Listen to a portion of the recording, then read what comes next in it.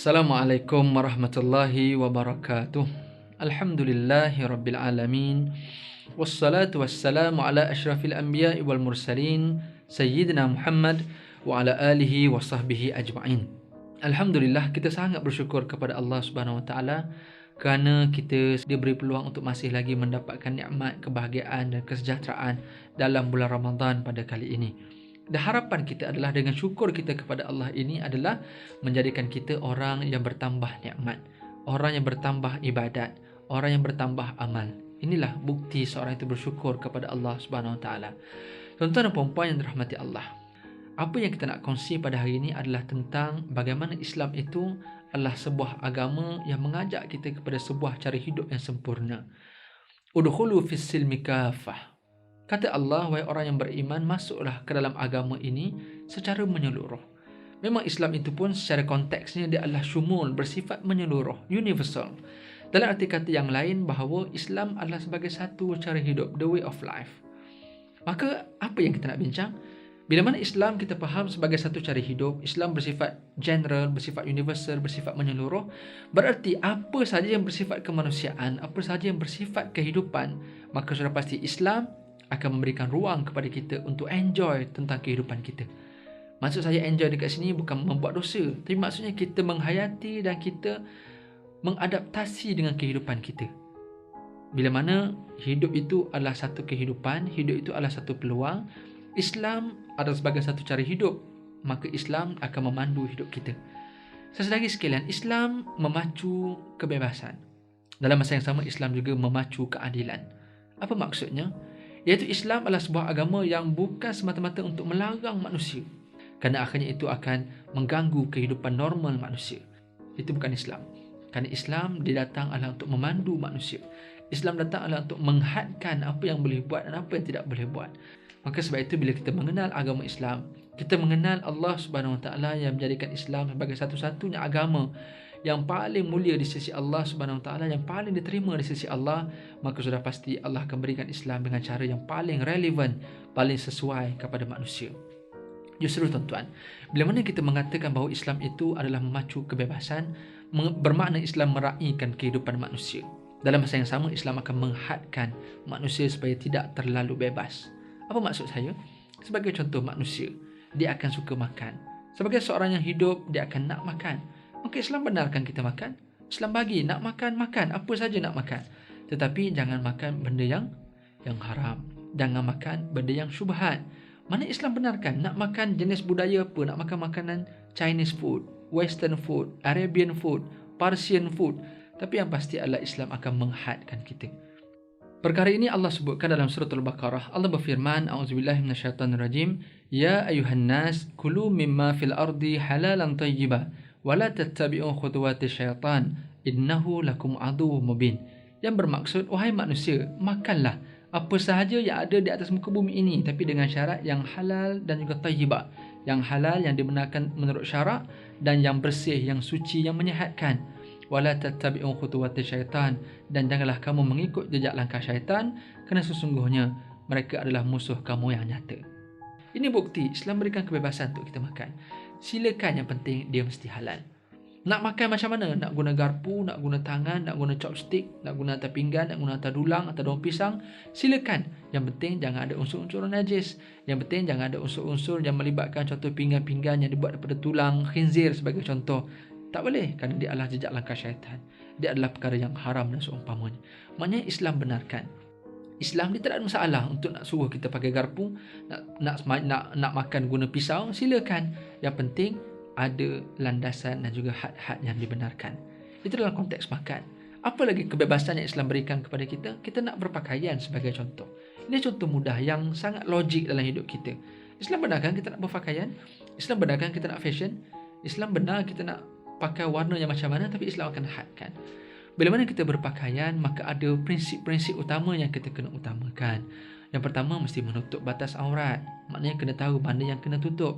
Kedua, bila dah tutup, pastikan tidak nampak warna kulit. Kemudian selepas tak nampak warna kulit, berarti pakaian itu tidak jarang, tidak nipis. Dan Islam kata pula, yang ketiga, mesti tidak menampakkan bentuk tubuh. Maknanya jangan terlalu fit, jangan terlalu ketat. Kerana tiga prinsip ini adalah sebagai satu had yang Islam berikan. Kenapa? untuk kesejahteraan manusia.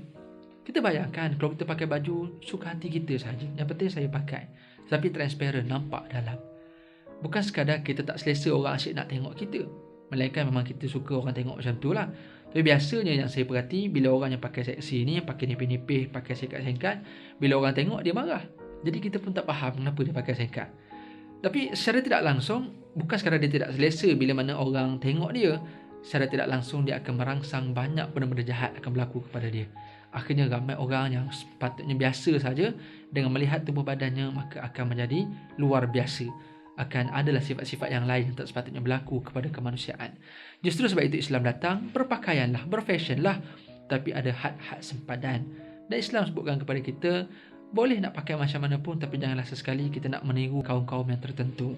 Kerana dalam satu hadis Nabi pernah sebutkan, man tashabbaha biqaumin fahuwa minhum, barang siapa yang menyerupai satu kaum, contoh dia berfashion dengan satu-satu fashion yang diminat, maka kata Nabi, kalaulah fashion itu boleh mengganggu kepada syariat, mengganggu kepada sistem agama kita, yang kita paling takut adalah dengan kita mengikut fashion mereka, mengikut budaya mereka, yang kita takut nanti akhirnya impactnya adalah kita akan mengikut kepada cara mereka berfikir, ikut cara sekular, ikut cara liberal dan seumpamanya.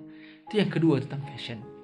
Banyak lagi perkara yang sebenarnya memberi faham kepada kita bahawa Islam tidak memberikan kezaliman. Sebagai contoh dalam urus niaga, kita dibenarkan untuk berurus niaga, kita dibenarkan untuk berniaga, nak melakukan transaksi duit, material yang kita ada, nak beli barang, nak buat loan dan seumpamanya. Tapi Islam hadkan. Islam kata apa? Islam kata, wa ahallallahu al-bai'a wa harrama riba. Allah sebut dalam Al-Quran, Allah halalkan jual beli, tapi Allah haramkan riba. Allah haramkan satu sistem yang mana akhirnya akan menekan dan menzalimi manusia yang namanya sebagai riba. Kita pinjam banyak ni tapi tiba-tiba kena bayar lebih. Maka itu menikam manusia. Itu akan menjerat manusia, itu akan menggigit manusia.